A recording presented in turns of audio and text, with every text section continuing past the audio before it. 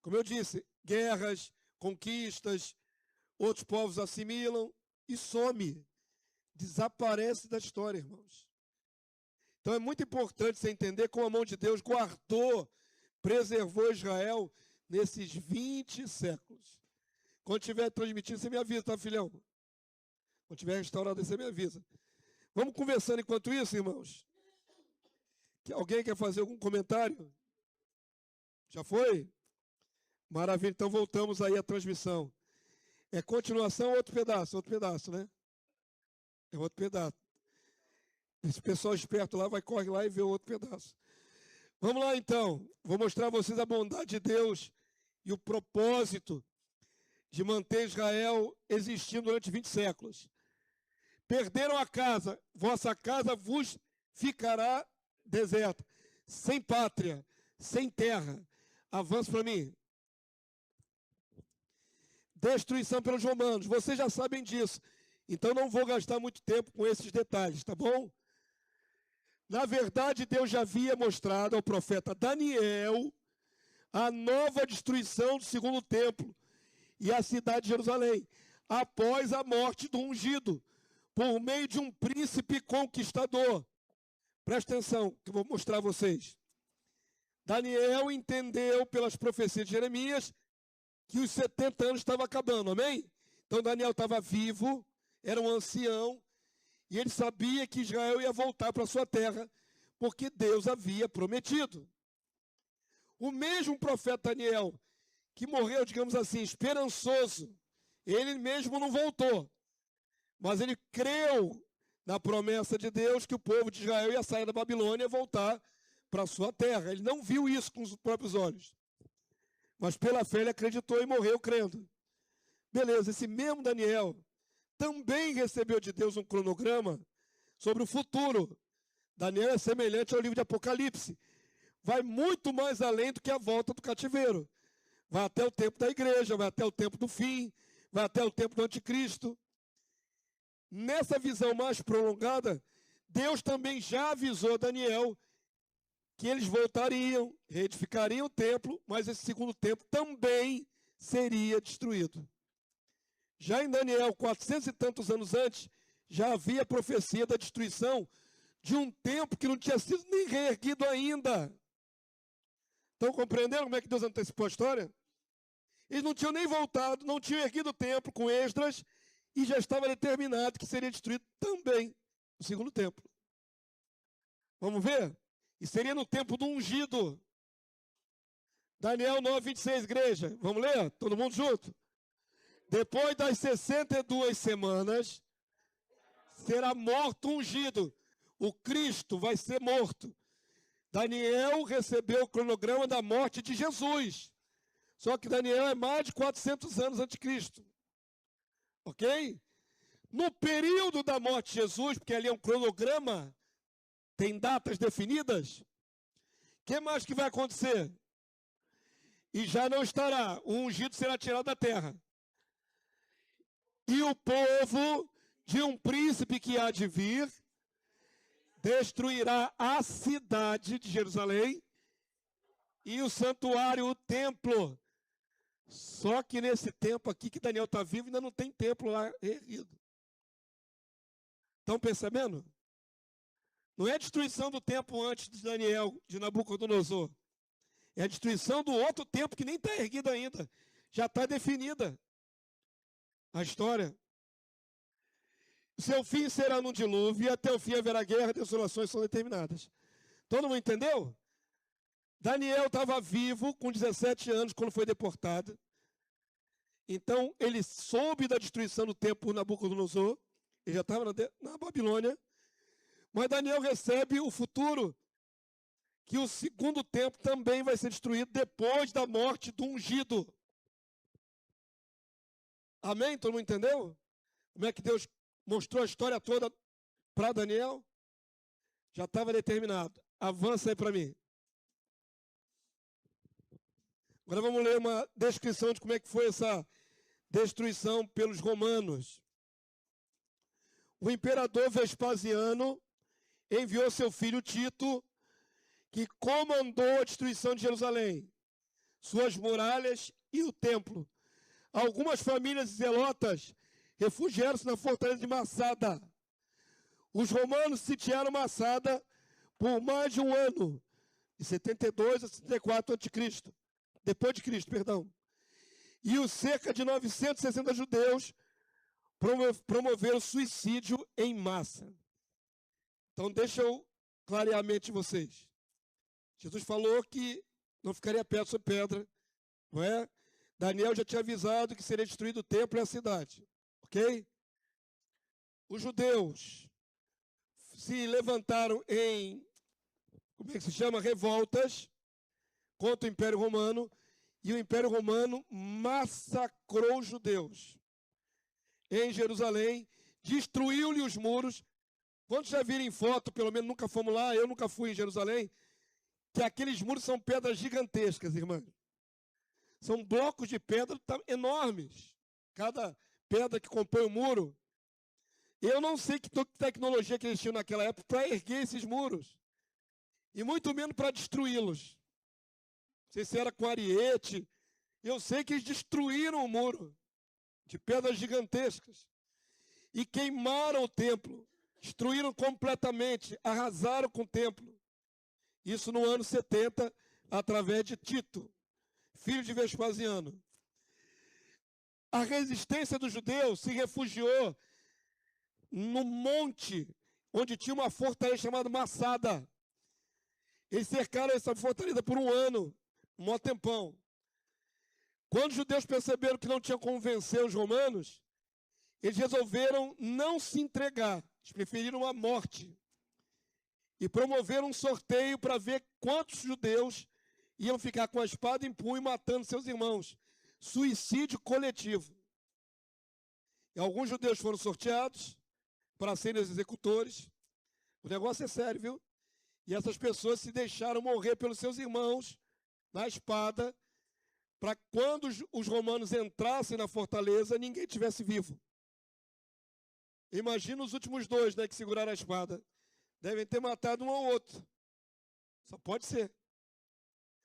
Quando os romanos invadiram a fortaleza de Massada, estavam todos os judeus mortos. Preferiram o suicídio à rendição ou à escravidão.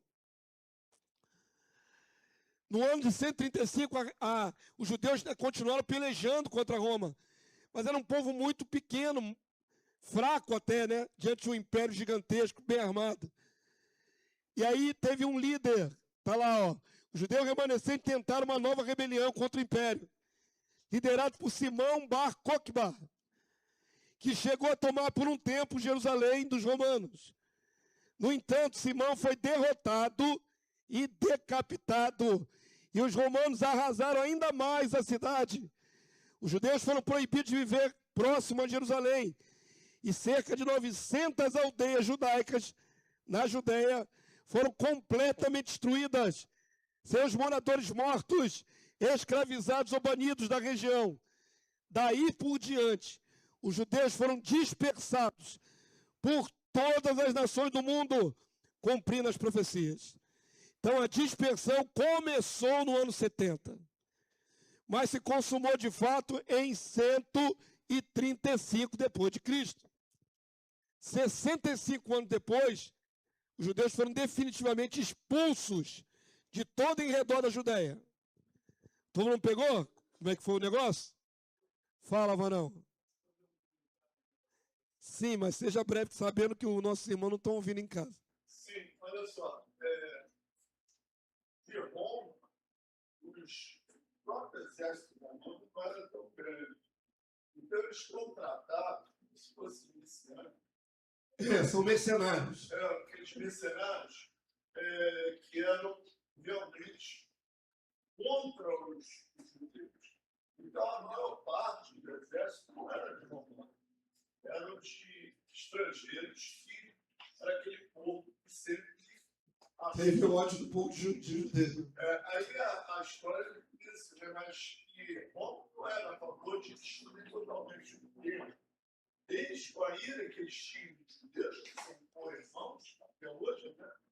Então, eles desesperadamente vão destruir a nossa hora. Porque depois eles iam ficar com a possessão da terra. A história Ele está falando o seguinte: dentro das legiões romanas não haviam só italianos, ou da Península Itálica. Também havia contratação de outros povos. É assim que se formam alianças, né? Então, o Império Romano, ele era constituído de uma casta romana, mas também com soldados de outras localidades. No caso aqui na Palestina, muitos de Ismael, ismaelitas, que já eram inimigos antigos do povo judeu. Quando houve a destruição de Jerusalém, do templo, esses ismaelitas que já eram inimigos aproveitaram para arrasar mais ainda. Então não é só um ódio dos romanos contra os judeus, isso que ele está querendo salientar. Mas havia outros povos que odiavam os judeus, incorporados ao exército romano, que ajudaram na destruição de tudo e na expulsão dos judeus. Alguns judeus não foram mortos, alguns foram levados presos, não é, deportados e tudo mais. Mas o que a palavra de Deus tinha garantido é que não ficaria judeu naquela terra. E no ano 135, a última revolta, os judeus foram definitivamente espalhados por toda a face da terra. Amém? Avança aí para mim. Aqui tem um mapa, ó. Não, outros povos tomaram lugar, né? Só não ficou vazia de judeus. Que Jerusalém ficou vazia, não. No 6º século não vai surgir a religião de Maomé? A religião de Maomé vai tomar conta daquilo ali por muitos séculos. Jerusalém não fica vazia. Outros povos vão dominar. Enquanto o Império Romano estava ali no comando, dominava aquela região. O que aconteceu foi a expulsão dos judeus. Espalharam. E aqui tem um mapa para você ter uma noção, ó. Tá vendo aqui, ó?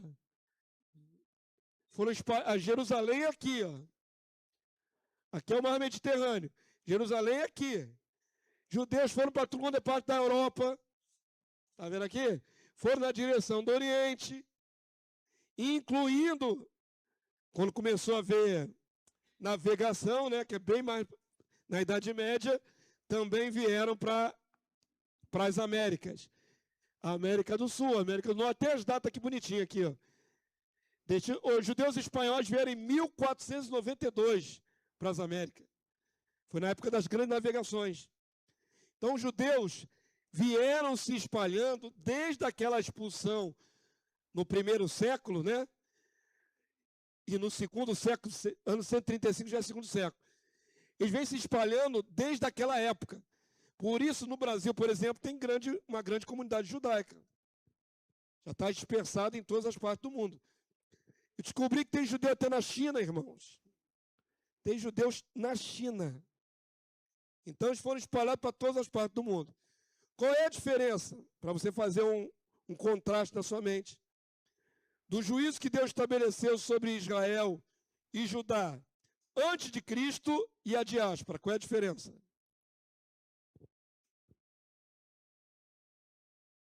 Eu já falei, irmão. Só repetir o que eu falei.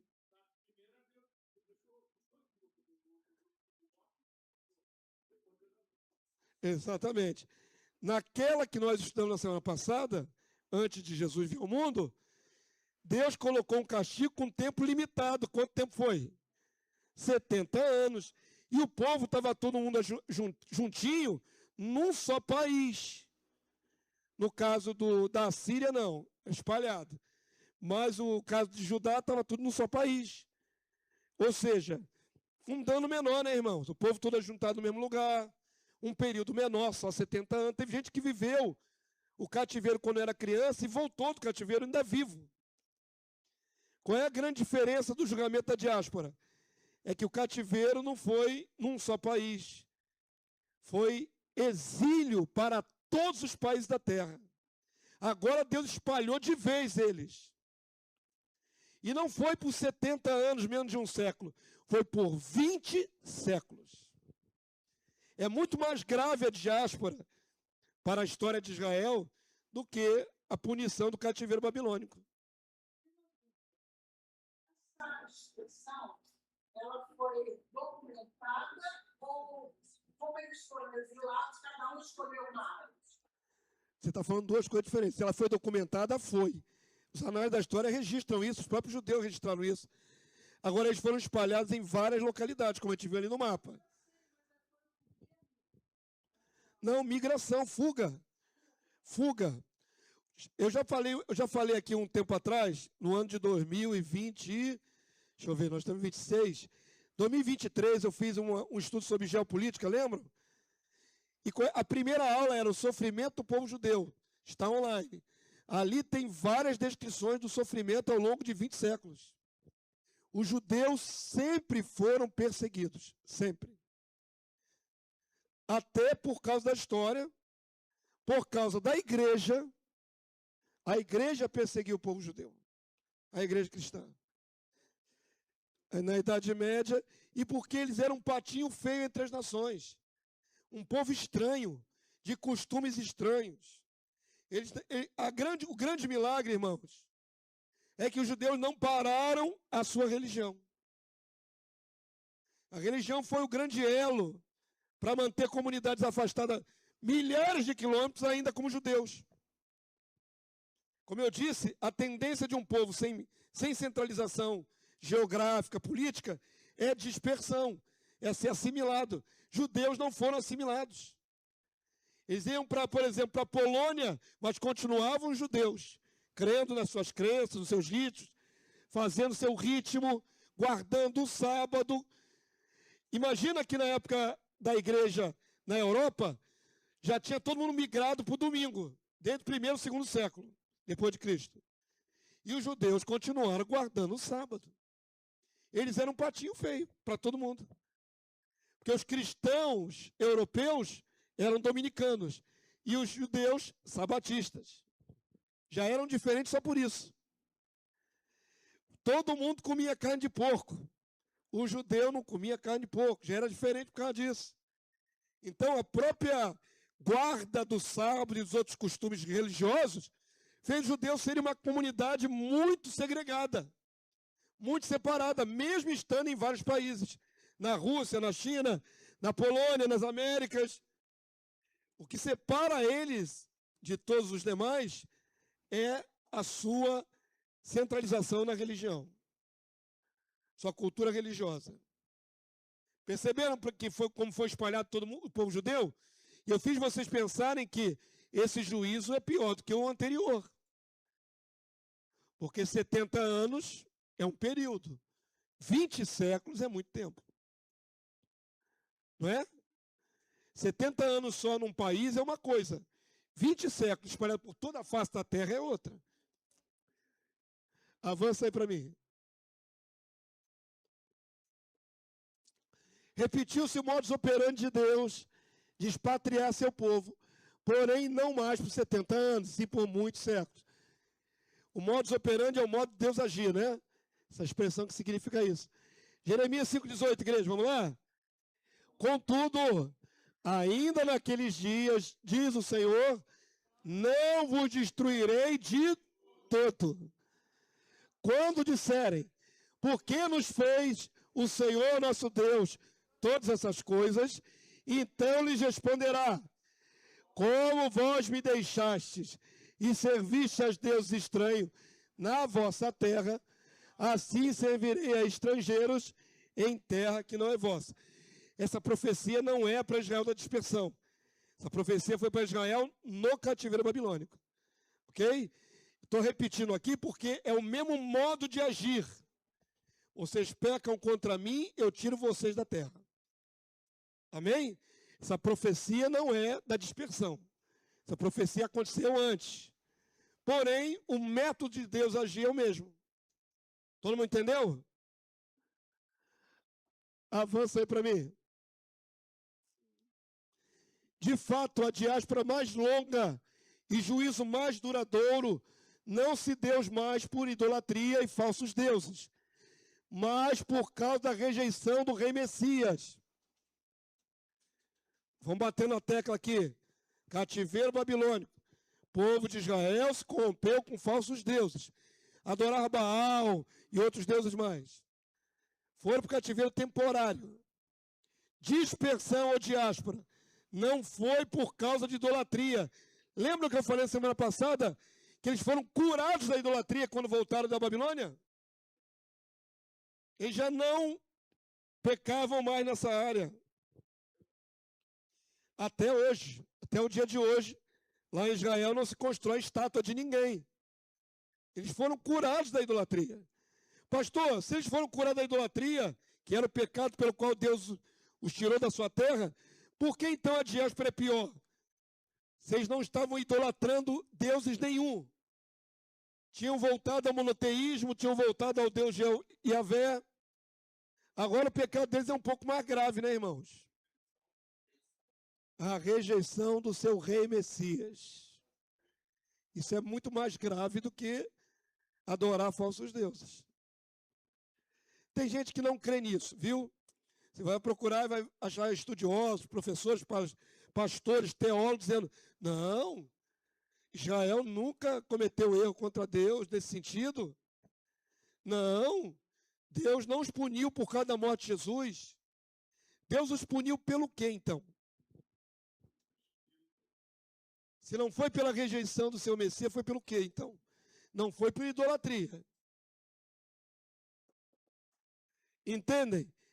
Não tem como alguns judeus messiânicos podem defender que não, de maneira alguma. Mas deixa eu falar uma coisa para você, não tem como tirar da nação israelita a culpabilidade pela morte do Cristo. Porque vão dizer, não, de fato, os judeus não mataram Jesus. Quem matou Jesus? Romanos. De fato. Quem pregou Jesus na cruz? Foi algum judeu? Romano. Mas como é que ele foi parar lá na mão dos romanos para ser executado? O povo rejeitou o Messias. Crucificam, crucificam. Falaram em coro. Mas, pastor, foi só uma parte do povo, não foi todo mundo. Verdade, mas foi imputado ao povo. Induzido pelos líderes religiosos, não só os fariseus, como os chefes da sinagoga, todo mundo, Caifás e todos os demais, rejeitaram o seu Cristo. Então, quero mostrar a vocês que não é implicância com os judeus. Não é querer imputar uma culpa que eles não têm. Afinal, quem matou foram os romanos. Lembrem-se que Pilatos tentou libertar Jesus. Ou não tentou? Não por bondade, que Pilatos era um facínora. A história registra que Pilatos era um cara ruim. Cabra ruim. Não, porque ele não viu culpabilidade no Cristo. É medo da galera também. Fala, homem de Deus. Pastor, essa situação que o senhor acabou de dizer, não poderia ter sido Deus que endureceu o coração desse povo nessa época? Eu não vou entrar nesse mérito agora, Ivan, porque isso dá um pano para manga. De fato, Deus não endurece o coração de ninguém que não esteja duro. Entendeu? Deus não endurece contra o livre-arbítrio humano. Deus aproveita que o coração é duro e o endurece ainda mais. Como foi com o faraó.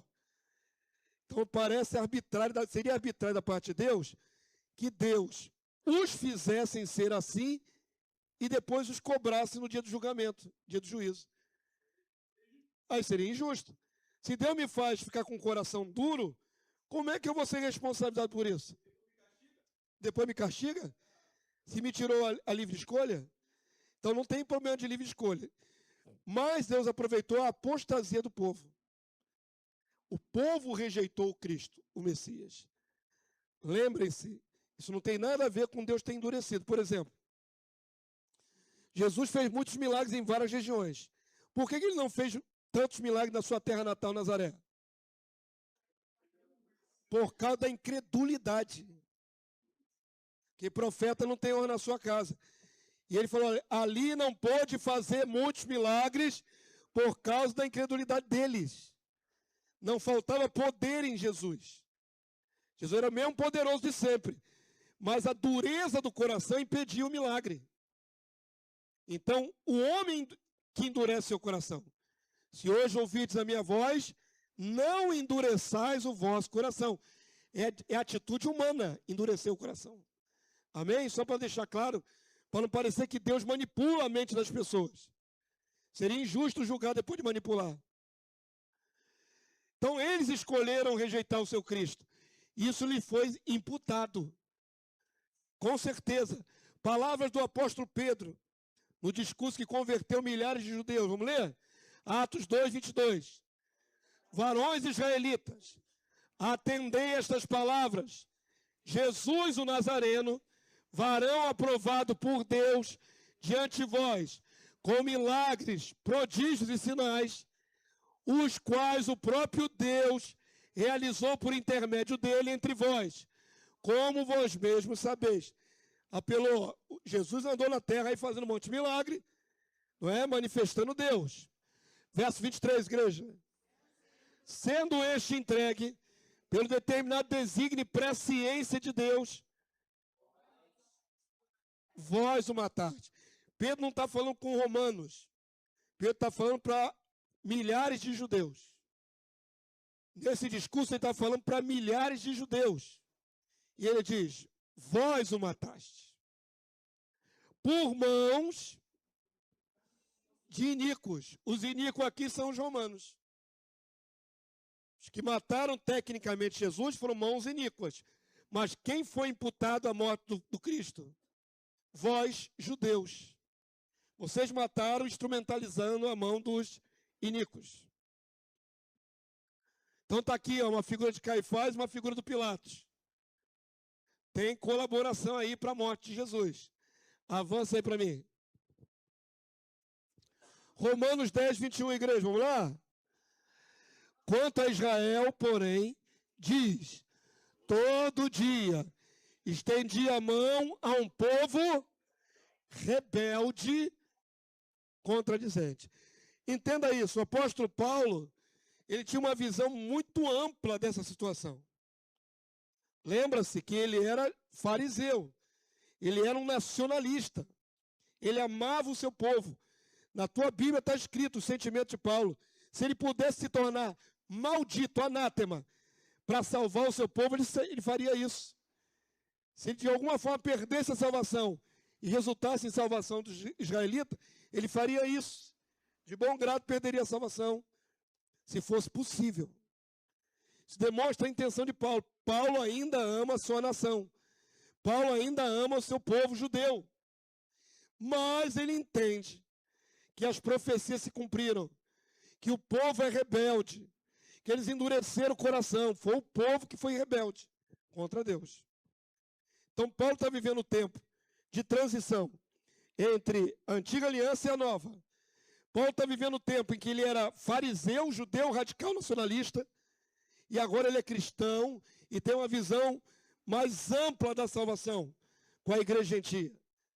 E ele não tem preconceito de dizer, ele poderia se omitir de falar, mas ele não tem preconceito de dizer, Deus puniu o povo de Israel porque eram rebeldes.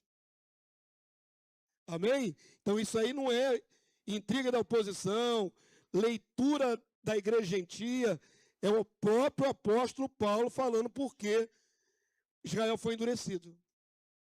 Lembre-se, já eram rebeldes, por isso Deus os entrega esse endurecimento. Olha só o que diz aqui, ó. O próprio apóstolo Paulo reconhecendo o juízo divino sobre grande parte de Israel e seu endurecimento. Quanto ao Cristo, também profetizou a restauração e renovação espiritual. Então vamos lá, vamos pontuar isso aqui, para deixar bem claro. Deus tem um propósito com Israel. Isso é fato. Há promessas, há profecias, muitas profecias. Muitas. Aí Deus permite uma tragédia nacional, serem dispersados. Ok? Deus permite que eles percam a sua casa.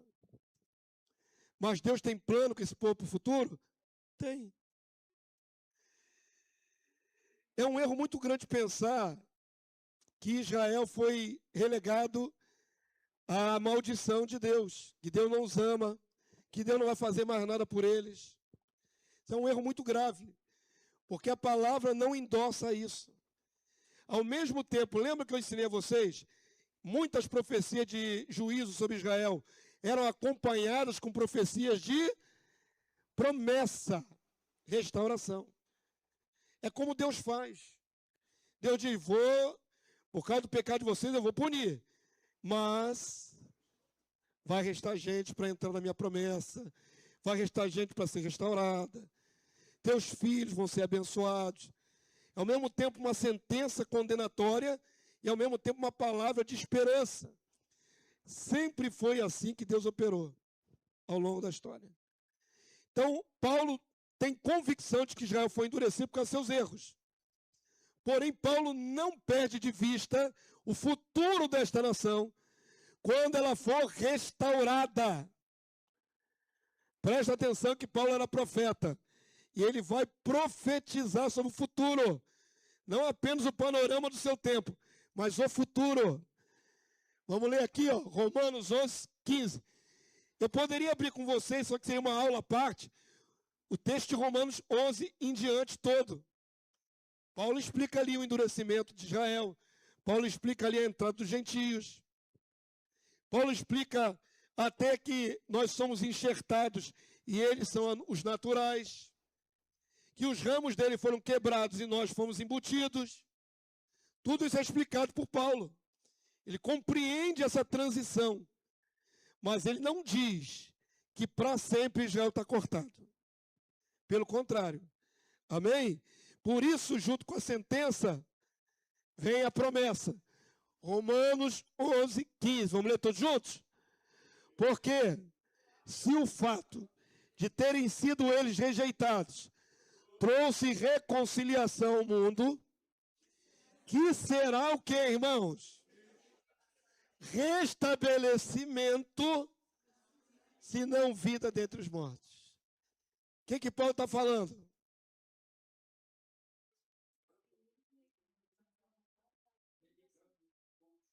É uma promessa. É uma promessa. Agora, Israel está rejeitada.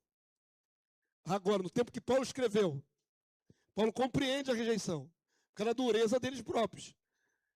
Isso favoreceu as nações.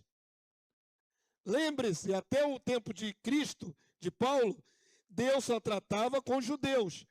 Agora Deus está tratando com judeus, com grego, com romano, com todo mundo.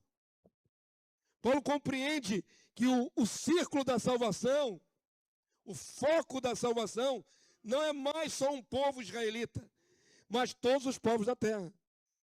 É em Cristo que se abre esse leque. Ok? Até então Deus tratava só com um povo, só com os judeus. Paulo compreende essa amplitude maior da salvação. E se é necessário que os judeus fiquem assim, para que milhares e milhares e milhões de pessoas alcancem a salvação, Paulo compreende isso. Só que Paulo não diz, isso é para sempre. O que Paulo diz aqui? É uma pergunta retórica, né? Termina com pergunta, é uma pergunta retórica. Na própria pergunta está a resposta. Que será o seu reestabelecimento? Então, Israel será reestabelecido. É o futuro. Vida dentre os mortos. Ressurreição. Salvação. Então, se Paulo está enxergando seu povo afastado de Deus, errado, sob julgamento, endurecidos, rejeitando Jesus, Paulo enxergou tudo isso. Mas Paulo tem esperança. A promessa é, eles serão reestabelecidos. E vão reviver. Amém? Todo mundo entendeu? Paulo está escrevendo isso aí, irmão, primeiro século era cristã. Mas a promessa aberta para cumprimento até os dias de hoje. Todo mundo entendeu? Se não entendeu, vai entender agora. Romanos 11, 25. Olha só, para ficar bem claro que Israel vai ser restaurado. Vamos lá? Porque não querem, irmãos, que ignorem esse mistério. Que irmãos são esses que Paulo está escrevendo a carta? Romanos. a igreja que se reunia em Roma, que tinha judeus, mas era predominantemente o quê? Gentia. Romanos não são judeus. São cristãos convertidos do romanos. E ele escreve para um povo gentio, uma igreja gentia. Eu não quero que vocês ignorem esse mistério, que fiquem presumindo. Eu quero que vocês saibam esse mistério. Paulo vai esclarecer qual é o mistério. Vamos lá?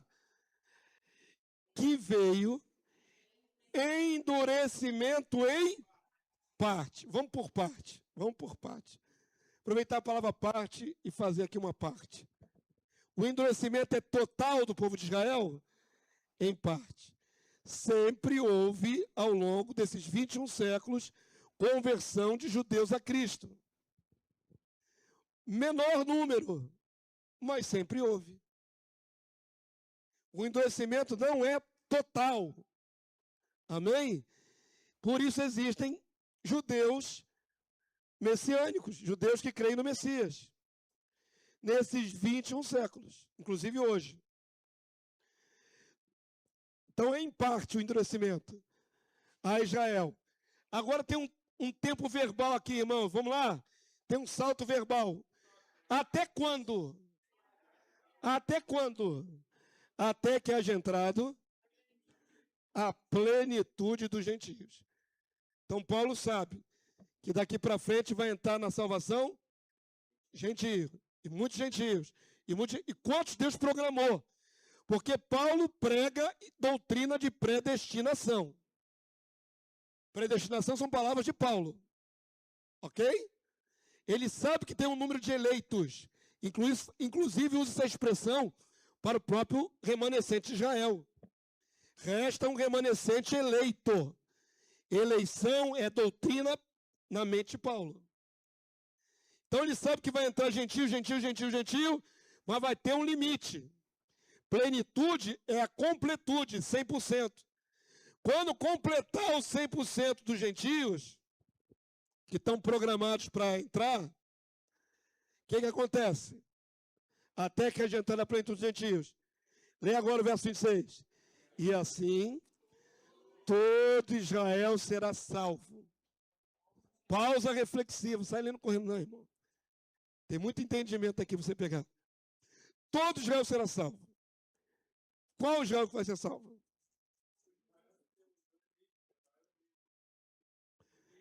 Ele está falando de judeus e gentios. Certo? E agora ele fala, todo Israel vai ser salvo. Aí tem que embutir aí alguma coisa, não tem? Tem aí. O Israel espiritual, tem Israel natural, e tem gentios que foram embutidos na promessa de Abraão, que somos nós, a igreja. Nós não fomos embutidos na promessa de Abraão, irmãos? E se sois de Cristo, sois também herdeiros de Abraão, segundo a promessa. Tudo isso forma um grupo, certo? O Israel de Deus. Porém, quero que você veja mais um detalhe. Ainda que aqui se veja, todos os salvos, independentes, são judeus ou gentios, a profecia de Paulo vai especificar um detalhe aqui, ó. Como está escrito, virá de Sião ou a Sião no original, o libertador. Que libertador é esse que vem para Sião? Jesus na sua segunda vinda, futuro. E ele apartará de Jacó, e quando fala Jacó na Bíblia, nunca vai ser igreja gentia. Jacó não tipifica a igreja gentia. É Israel. Apartará de Jacó as suas impiedades. Esta é a minha aliança com eles, quando eu tirar os seus pecados. Há esperança para o povo de Israel? Há. Há restauração para o povo de Israel? Há. Paulo escreveu isso há 2000 anos atrás. Ainda não entrou a plenitude dos gentios na salvação. Então essa palavra está em aberto para se cumprir sobre a terra. Quantos entenderam? Se Israel, só para vocês pensarem, vou te dar a palavra. Se Israel, no ano 70, 135, tivesse se dispersado e 100 anos depois perdesse sua identidade e deixasse de existir como povo, a Bíblia era mentirosa, Deus era mentiroso. Estou fazendo vocês conjecturarem, entenderem a soberania de Deus. Se 200, 300 anos depois da dispersão, da diáspora, Israel perdesse a sua identidade, acabou Israel. Como acabou os filisteus, acabou Israel. Como é que isso aqui ia se cumprir, palavras de Paulo? Inspirada pelo Espírito Santo de Deus. Não existe mais Israel. Israel existir até hoje é a garantia de que Deus está no controle de tudo na humanidade. De que Deus é verdadeiro, que a sua palavra é fiel e verdadeira. Eles são a prova da veracidade de Deus, irmãos. Porque nunca jamais se viu um povo ficar sem terra por 2000 anos e continuar sendo povo. Nenhum outro povo é assim. Oi? Resgataram, mantiveram, né? Mantiveram a língua hebraica. Isso é um detalhe até interessante. Vou dar a palavra para o varão ali. Mas lembra que quando eles voltaram do cativeiro babilônico, eles tinham perdido a própria compreensão da língua em 70 anos? Na hora que começou a ler a lei, tinha que ter tradutores. Que o povo perdeu a sua própria língua em 70 anos, mas não perdeu em 2000. O povo que voltou da Babilônia em 70 anos perdeu a própria língua. Vê como é que é fácil se perder, se degenerar. 2000 anos depois, esse povo continua falando hebraico. Isso é milagre de Deus. Diga, varão. Esse versículo 25, que antecede a ele, é o versículo 24. Nesse versículo 24, esse é o meu entendimento. Por exemplo, quero ver o que o senhor acha. Paulo fala que eles serão enxertados. Esses que estão com o coração endurecidos hoje, que têm a fé do pai Abraão. Serão de novo enxertados. Eles serão enxertados na de ressurreição. novo. De novo. De novo quer dizer, vai voltar a ter judeu na salvação. Eles não serão condenados por não crer em Cristo, porque a fé do pai Abraão, eles têm a fé. Eles vão ser julgados. Eles vão ser julgados. O que fala aí de novo é de eleição. Não é de eleição? Eles continuam eleitos, mesmo não crendo em Cristo. Não são eleitos. Não são eleitos. Não pode um eleito não crer em Cristo. Deus fez convergir nele, em Jesus, todos os eleitos. Quem não tem o Espírito de Cristo, esse tal não é dele. Olha só essa sentença. Quem não tem o Espírito de Cristo, esse tal não é dele. Você dizer que judeu é eleito, mesmo sem o Espírito de Cristo, contradiz essa verdade. Nós só somos de Cristo porque o Espírito dele entrou em nós. Não é isso? Quem se une ao Senhor é um Espírito com ele. Se alguém não tem o Espírito de Cristo, esse tal não é dele. Então, nesses 20 séculos, alguns eleitos de Cristo receberam a Jesus, mesmo sendo judeus. Esses são eleitos. Paulo diz, resta o remanescente eleito da graça. Entendeu? Não se pode dizer que todos são eleitos. Senão não teria sentido a palavra remanescente, ou resto. Remanescente é uma pequena parte. Então, os judeus não são eleitos. Eles têm as promessas sobre ele, tem essas profecias do Antigo Testamento, tem a profecia de Paulo para se cumprir. Eleição é ter o nome escrito no livro da vida do Cordeiro. E eles não têm o nome escrito na vida do Cordeiro. Então, o que acontece? No final do tempo, tem judeus com o nome escrito no livro da vida do Cordeiro que vão crer no Cristo. É isso que está sendo dito aqui. Porque o resto é povo. Falei para vocês que Paulo tem noção de eleição. Quem não é eleito é o quê? Criatura. Agora, mesmo para a criatura que for judaica, tem promessas para eles? Tem. Não de glorificação. Nós não podemos botar judeus incrédulos que negaram a Jesus dentro da glorificação. Isso é impossível. Eles não creram no Cristo. Como é que vão ser glorificados? Tem a ver com eleição. Eles foram cortados, mas serão reenxertados. Certo? haverá judeu dentro da salvação. É isso que a palavra está dizendo. Agora, durante 2000 anos, os judeus negaram Cristo. É porque nós não temos aqui contato com o judeu ortodoxo, irmãos. Eu queria ver você conversando com o judeu ortodoxo, tentando falar de Cristo para ele. Ele vai até te bater, te dar um murro no nariz. Porque eles são violentos? Não, porque eles não creem de maneira nenhuma no Cristo. Faz parte do endurecimento espiritual. Paulo de Deus não diz que eles foram endurecidos? Se eles não tivessem endurecidos, todos os judeus creriam em Cristo. Paulo não faz distinção entre judeu e judeu? Faz ou não faz, irmãos? Eu estou falando coisas que você não saiba? Nem por serem todos filhos de Abraão, são todos israelitas. Paulo faz distinção entre eleito e não eleito. Ou não faz? Faz, dentro do povo de Israel. Então, o remanescente ou o resto eleito da graça não é a totalidade. É um remanescente, é um resto. Amém? Isso limita o número daqueles que estão eleitos. Por essa questão do Espírito Santo, a gente condena todos os patriarcas, Abraão, Cristo. Não, senhor. Não, senhor. É depois do derramamento do Espírito. Ninguém é cobrado antes da vinda de Cristo, o derramamento do Espírito no Pentecostes. Nós estamos falando aqui da história pós-Cristo. Qual foi a base da rejeição do povo judeu e o endurecimento deles? Rejeitaram o Cristo. Isso não é antes de Cristo, é depois de Cristo. Essa é a nova realidade. Antes de Cristo, nem todo mundo tinha Espírito Santo. O Espírito Santo só visitava. Depois de Cristo, o Espírito visita ou habita? Habita, então é uma mudança. Antes de Cristo é uma situação, depois de Cristo é outra.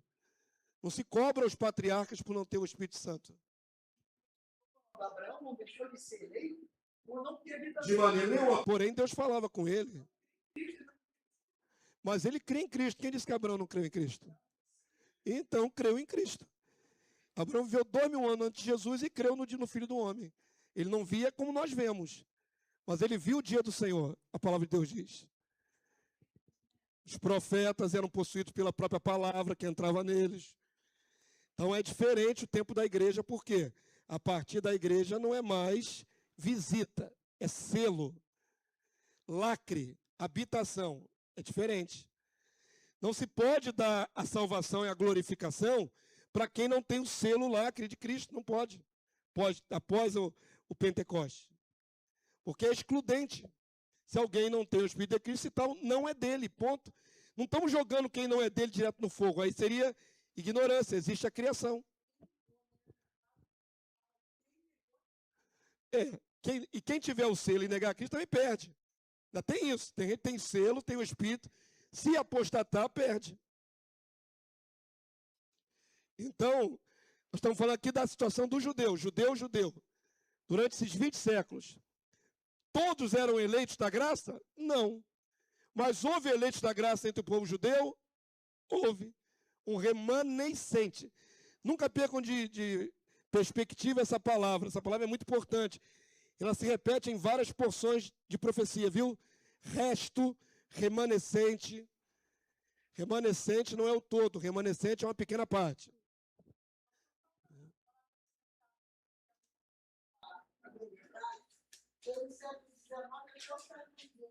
A reconstrução foi bem pegada, que reconstruiu a liberdade, que não transformou a língua majoritariamente de idioma palavra de Deus. Sim. Para o povo de Israel foi restaurado há pouco tempo. Mas na liturgia, ou seja, nos cultos, sempre foi falado hebraico. As sinagogas que se espalharam pelo mundo afora sempre preservaram o hebraico. Isso que trouxe a hegemonia do povo judeu, mesmo estando espalhados. Mesmo em comunidades milhares de quilômetros espalhadas, mantinham a mesma cultura através da palavra de Deus, da religião. Amém? Esse é o grande milagre. Vamos avançar, meus irmãos. Avança mais um para mim aí. Isso. Nós estamos atravessando aí 20 séculos, né, nessa lição aqui. De rejeição. Rejeição, perseguição, preconceito, Idade Média. O milagre dos deuses existirem sem pátria. Uma prova clara da providência de Deus é a conservação dos judeus como povo sem terra. Ao longo da história, eles enfrentaram desafios como discriminação, perseguições, tentativa de assimilação forçada por parte da sociedade que viviam. O fator preponderante que uniu os judeus, mesmo estando fisicamente dispersos no mundo, foi a sua religião. As comunidades judaicas, com incrível resiliência, se mantiveram fiéis aos preceitos da Torá, da lei, aos escritos e profetas, guardando dias festivos, sábados, tradições e costumes. Algumas adaptações às culturas dos povos ocorreram, mas, de modo geral, os judeus se fecharam nas suas peculiaridades, sofrendo por isso muito preconceito e segregações. A Inquisição Católica foi particularmente cruel para os judeus na Europa. Muitos foram martirizados em fogueiras. Muitos judeus foram forçados a uma pseudo-conversão ao cristianismo. É os chamados judeus cristãos novos. Mesmo mantendo em segredo sua devoção e fé judaica. A Inquisição Católica Romana durou até o século XIX, irmãos. Foi só lá no século XIV, XV, XVI, não, até o século XIX. Em Portugal e Espanha. Então, por muitos séculos, a Igreja Católica perseguiu, condenou a fogueira, tomou as posses de todos os judeus, que eles puderam. Até o movimento protestante do século XVI nutria um antissemitismo segregador. Aqui está Lutero, ó, palavras de Lutero, ó, reformador. A Alemanha deve ficar livre de judeus, os quais, após serem expulsos, devem ser despojados de todo dinheiro e joias, prata e ouro, que fossem incendiadas suas sinagogas e escolas, suas casas derrubadas e destruídas. Esse é o nível do ódio de Lutero para os judeus.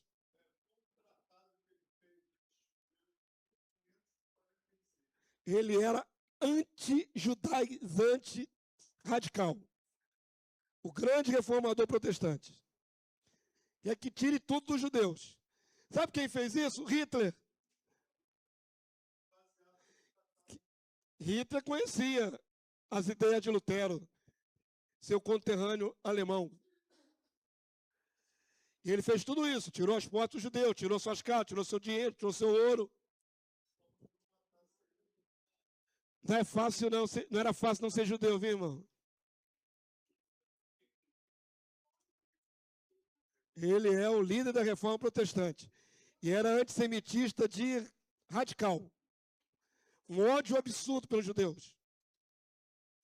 Isso pode, porque ao longo da história muitos se tornaram antissemitas. Os judeus só existem por milagre, irmãos. Os judeus só existem por milagre. Nunca um povo foi tão rechaçado, tão perseguido, tão massacrado inúmeras vezes, ao longo de séculos, segregados. Sabia? Vou contar um detalhe aqui histórico interessante. Quantos já viram aquele filme A Lista de Schindler? Alguém já viu? Esse filme aí é fantástico. Spielberg, judeu, certo? Spielberg é judeu. Ele contou a história do seu povo naquele filme na Segunda Guerra Mundial. Filme quase um documentário preto e branco de 3 horas. Mas é fantástico, de realismo. Não é? Uma reprodução do que aconteceu. Vocês viram que os judeus foram obrigados a colocar uma estrela amarela no peito, feita de pano?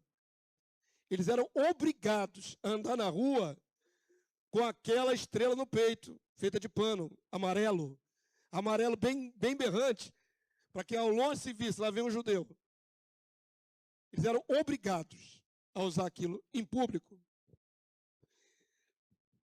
Essa estrela amarela não é invenção dos alemães. Desde a Idade Média, os judeus tinham identificação nas suas roupas de que eles eram judeus. Eles andavam no meio dos outros povos na Europa com roupas obrigadas para saberem que eles eram judeus. Então, há muitos séculos os judeus estão sendo segregados. Muitos e muitos séculos. Diga, varão. Martim Lutero, ele se converteu, correto? E continua com ódio dos judeus. Sim. A igreja hoje, ela não segue o protestantismo? Pois é, isso que eu falei. Pois é. Eu falei o seguinte, existem algumas igrejas que são simpáticas ao povo de Israel, uma parte, e outras igrejas são completamente apáticas. Não querem nem saber o que aconteceu com Israel. Se morrer, se os povos árabes matarem todos os judeus, não faz diferença. Porque na cabeça de alguns protestantes e evangélicos, Deus já jogou eles para lá, para o escanteio, e ele só trata com a igreja gentia. Só vai arrebatar a igreja gentia. Então, para eles, tanto faz Israel. Substituição. É a teoria da substituição. Ele falou que pior inimigo do diabo seria. O ódio dele era visceral contra os judeus. Não quero quebrar sua inocência, não, irmão. Mas estuda um pouquinho sobre Lutero. Estude um pouquinho sobre Lutero. A gente tem assim uma superficial visão de Lutero, né? Um homem que Deus usou, mas um homem com defeitos, viu? Porque a igreja, pastor, ela serve para as doutrinas dele, né? Algumas. Ele começou a reforma.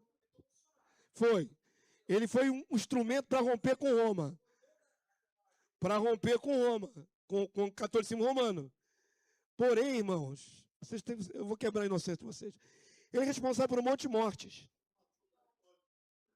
Ele mandou queimar a igreja católica com os padres dentro. Vocês não têm noção, né? Eu queria deixar essa imagem bonitinha de Lutero para vocês, na mente de vocês. Leiam a história. Não foi sem sangue derramado, não, queridos. A reforma protestante teve muita morte dos dois lados. Ódio, morte, desterro, perseguição, dos dois lados. Entre católicos e protestantes. Depois dá uma lida na história que vocês vão ver que fizeram muita barbaridade em nome da reforma, viu? Tem sangue derramado dos dois lados. Só queria mostrar a vocês que Lutero era antissemita, tá? Para ver como é que estava enraizado o ódio. Lutero, que era um sacerdote romano, católico romano, depois protestante, mas o ódio pelos judeus continua. Mesmo depois de se tornar protestante. Avança para mim aí.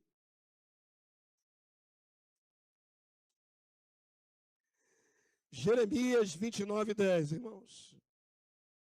Vamos ler?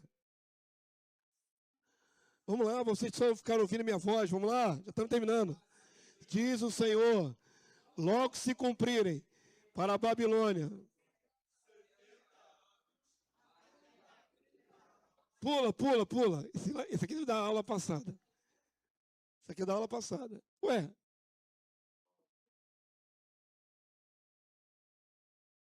Isso é da aula passada. O que houve aí? Mudou o slide? É o mesmo slide, filho? Ah, bom, pô. Isso é da aula passada. Aí quebra a gente aqui.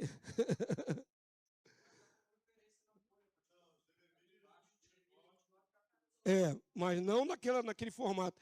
Aquilo se cumpriu para o regresso da Babilônia. É aqui, ó. Esse é o texto. Vamos lá?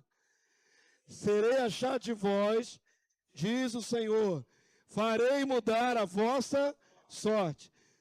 Congregar-vos-ei de todas as nações e de todos os lugares para onde vos lancei, diz o Senhor, e tornarei a trazer-vos ao lugar de onde vos mandei para o exílio. Amém? Aqui nem parece dizer respeito ao exílio babilônico. Porque o exílio babilônico era um lugar só. Perceba a pluralidade de lugares. Todas as nações. Todos os lugares. E vou congregá-los de novo. Amém? Então, se essa palavra foi direcionada à volta do cativeiro babilônico, ela tem muito mais sentido no século XX, quando ele já estava espalhado para todas as nações. Pode ser uma profecia de duplo cumprimento. O movimento sionista Quantos já ouviram falar? Movimento sionista, os judeus ricos, tem muitos judeus ricos, viu, irmão? Os judeus ricos financiaram a volta a Sião, isso é o sionismo. No século XIX, antes do século XX, finalzinho do século XIX, começo do século XX, eles financiaram os judeus pobres que quisessem voltar para Sião. Lembrando que no século XIX, início do século XX, aquela terra era dominada pelos palestinos, pelos árabes, por povos árabes. Como é que Israel voltou, então? Aos poucos. A estratégia foi essa, eles foram voltando aos poucos. Na verdade, é tão interessante, irmãos, eu tenho que dar esses detalhes para você entender. Quando esses judeus ricos financiaram colonos judeus para voltarem para sua terra, eles compraram as piores terras das mãos dos árabes. Compraram pântanos, lugares inférteis, porque era mais em conta. E ali nesses pântanos e outras áreas mais inférteis, eles faziam os fazendeiros judeus, colonos judeus, assentarem os seus kibbutzes, que era uma cooperativa entre os judeus. Então, aos pouquinhos, eles foram trazendo de volta colonos, comprando terras insalubres, lugares que ninguém queria. Foi a estratégia do judeu no século XIX. De quê?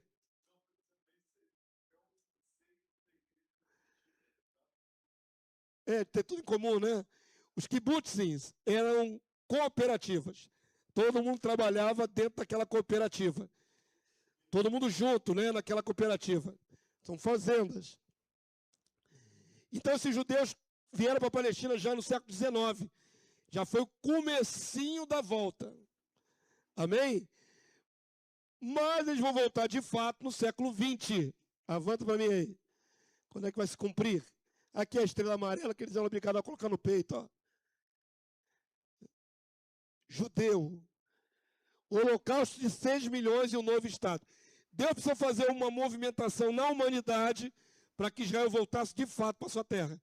Não apenas alguns colonos espalhados, mas voltar a ter uma terra como nação. O último grande massacre sofrido pelos judeus é bem mais contemporâneo, ocorrido na Segunda Grande Guerra Mundial. Anos 1939, 1945. Por isso, o mais bem documentado, tem muita foto ainda e filme daquela época. Tem pouco mais de 80 anos, né, irmão? Já existia filmagem. Com fotos e filmagens. O Führer Adolf Hitler, seu partido nazista, que inicialmente perseguiu os judeus europeus, confiscando-lhe os bens, marcando-os com uma estrela de Davi amarela, para depois confiná-los nos guetos e, finalmente, nos campos de concentração. O ódio foi tanto que a solução final foi exterminar os judeus em câmaras de gás, execuções sumárias em valões, enforcamentos. Morreram 2/3 de todos os judeus existentes naquela época. Ou seja, 6 milhões de almas. O que se convencionou chamar de o holocausto, sacrifício. Cumpriu-se então Isaías 1:9. Se o Senhor dos Exércitos não nos tivesse deixado alguns sobreviventes, já nos teríamos tornado como Sodoma e semelhante a Gomorra. Eu ia colocar uma inundação de fotos da Segunda Guerra para você lembrar o massacre. Mas para quê, irmãos? Antes do almoço, né? Só aqui, ó, uma fileira de judeus mortos aqui. E eu tenho inúmeras fotos. Eu tenho uma pasta cheia de fotos no meu computador da Segunda Guerra Mundial.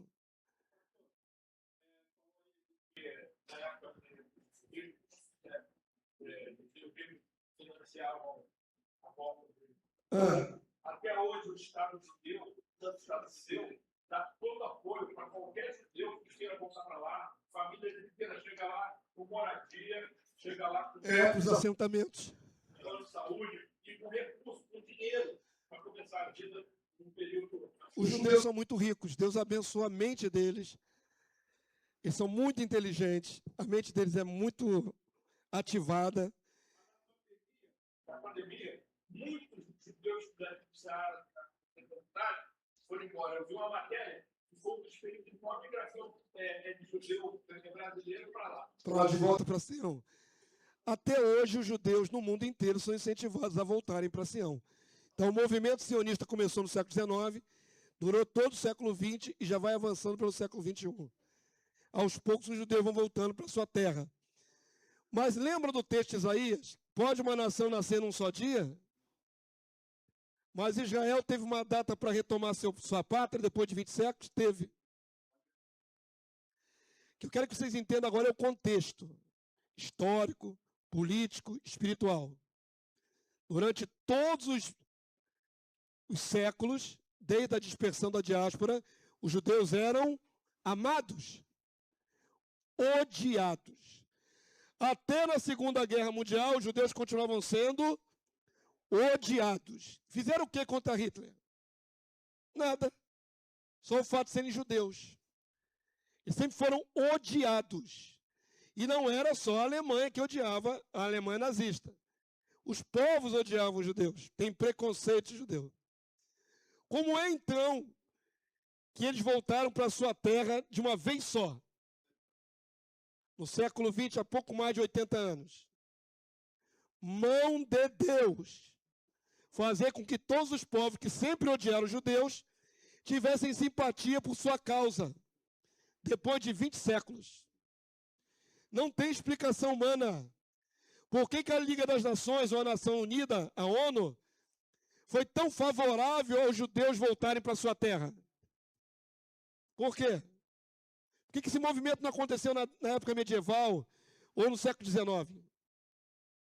Porque no século XX só aconteceu depois do massacre.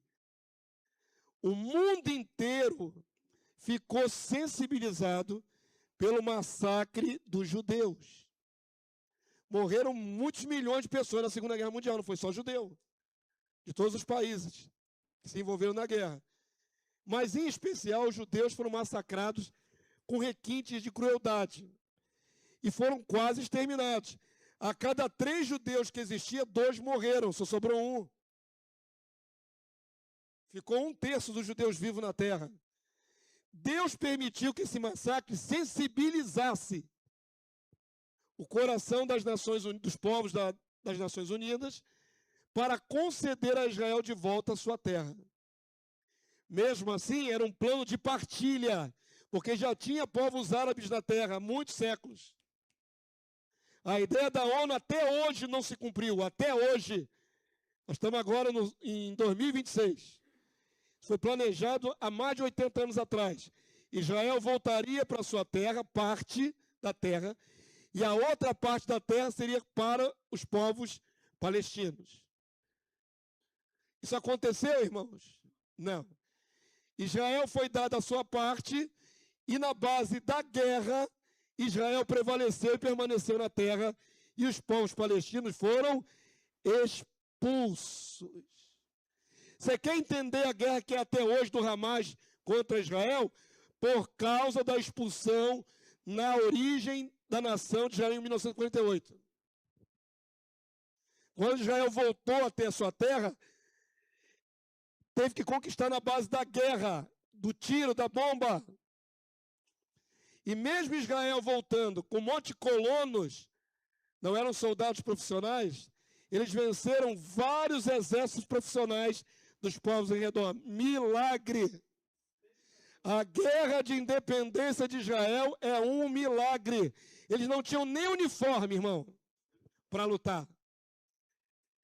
A nação de Israel voltou de um dia para o outro. Havia já um processo de conversa na ONU para isso acontecer. Mas quem organizava aquela região ali era a Grã-Bretanha, a Inglaterra. Era um protetorado britânico. Foi decretado então, dia tal, nós vamos votar se Israel vai ter direito à terra de novo ou não. No dia que votaram, estabeleceram então que Israel tem direito à terra de novo.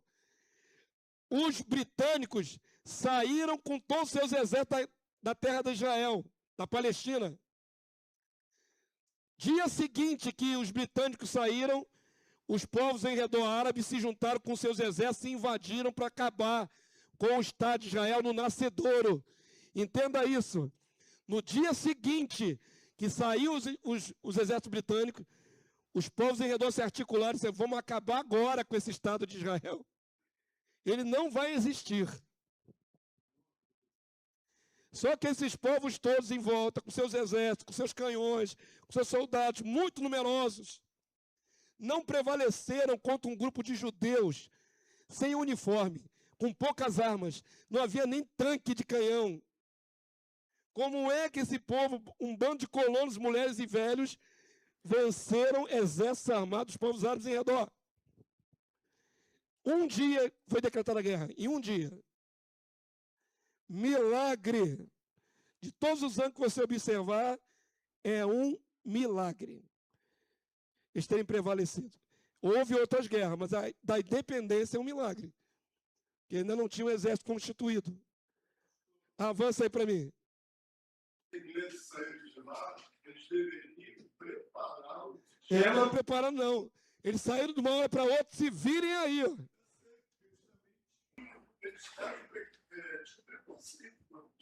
Não, acabou o mandato deles, meteram o pé. Podia, mas não é assim que funcionou. É assim que o Trump fez com a Venezuela?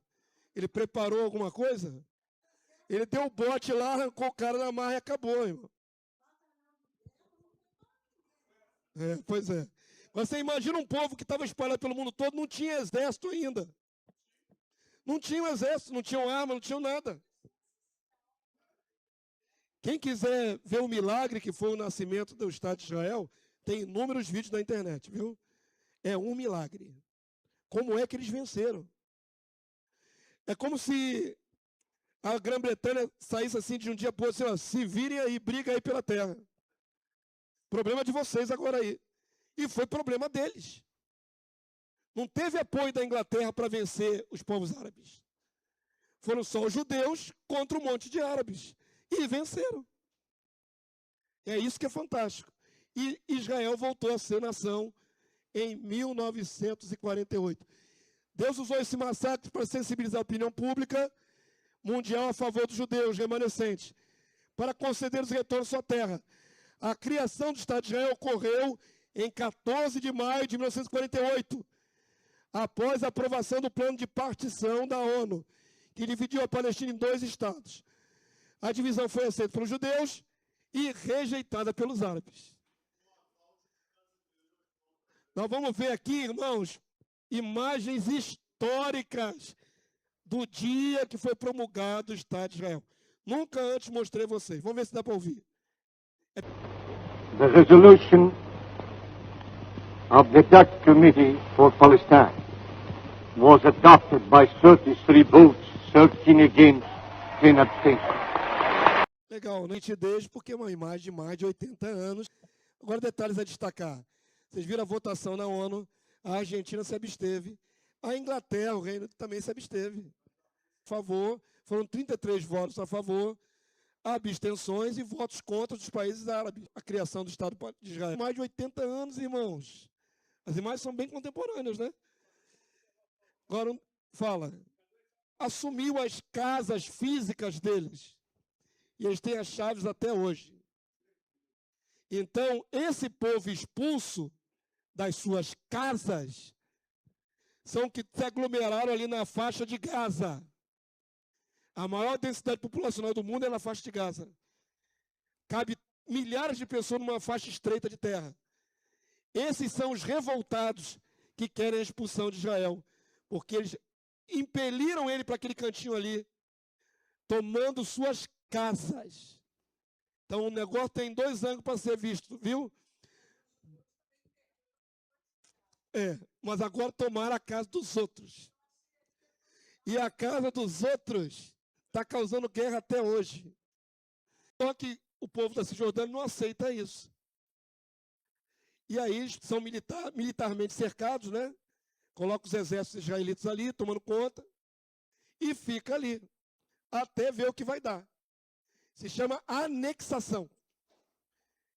E quanto mais eles vão criando novos bairros na terra dos outros, entenda a terra dos outros. Historicamente, biblicamente, é deles. Mas tem gente morando lá. Eles entram, tomam posse, cercam e é deles. E acabou. E acabou. E acabou. Como é que vocês acham que a outra parte fica feliz e satisfeita? Só para entender que Deus está no controle disso tudo, amém? O milagre de Israel ter voltado depois de 19 séculos, 20 séculos. Zacarias 8,6 até o verso 8, nós terminamos a aula de hoje. Vamos lá?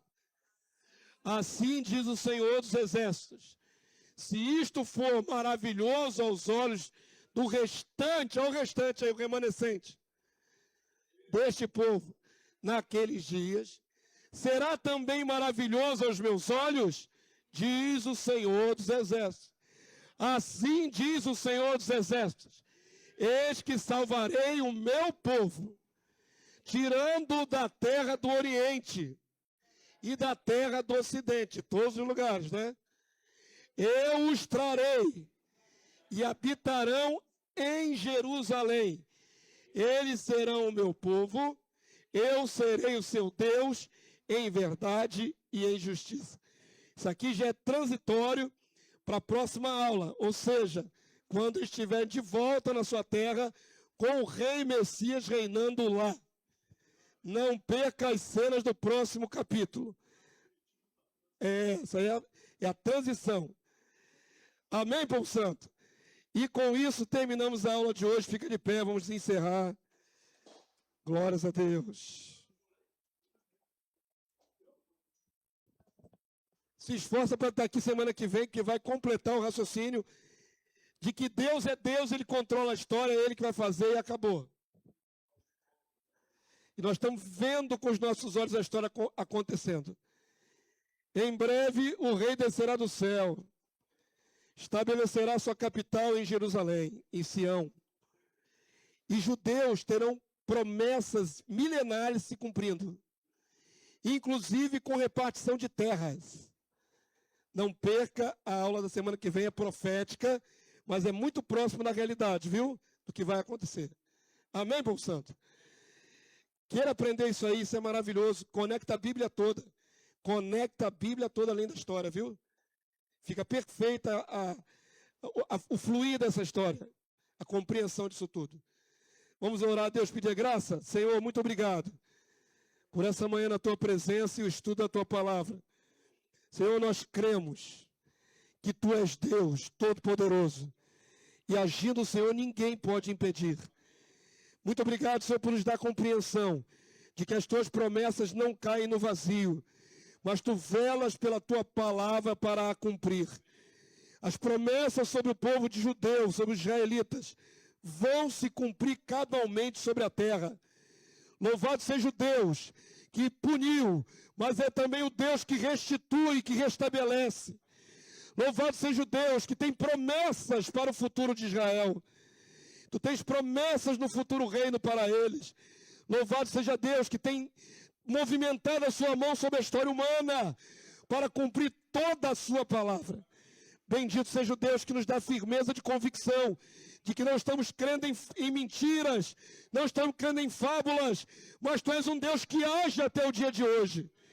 Louvado seja Deus que controla a história da humanidade. E o que Tu falaste vai se cumprir. Nós cremos, nós Te glorificamos por isso, Deus bendito, e declaramos a nossa dependência de Ti. Leva-nos a viver esse domingo na Tua presença, para que alcancemos corações, Senhor Deus, gratos pela nossa vida nesse tempo. Muito obrigado por essa hora, nós te agradecemos em nome do nosso Senhor, Salvador e Rei Jesus Cristo. Amém e amém. Glória, pois, a Deus.